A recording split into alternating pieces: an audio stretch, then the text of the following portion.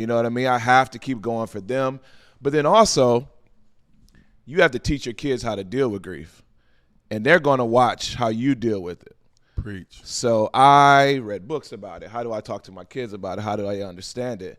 And it's still a process, right? You go through it. I mean, literally just 2 days ago, Kennedy's like, Daddy, can you play Leave the Door Open by Bruno Mars? And I'm like, I don't think I can, Ken. And she's like, why? I'm like, that was Grandma's favorite song. And I'm like, I am. So the next day, Jasmine tells me when she's taking him to school, Kennedy says, hey, Mommy, can you play Bruno Mars? I just want to think about Grandma for a second. Come on, man. And my son says, if Daddy were here, he would probably be crying. Yeah. So Jazz telling me this, and she's like, we all processing it at the same time, like, how do you deal with death with kids and young kids and how they process it.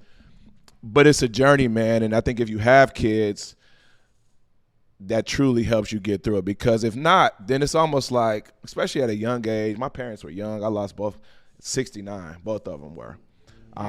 And they both died, a year after each other. Both were bills of health their entire life. They both ended up catching cancer, and they both rapidly died quickly. So there was something I never thought I had to deal with, or would not I didn't have to deal with it, but I didn't think I would have to deal with it as soon, as fast.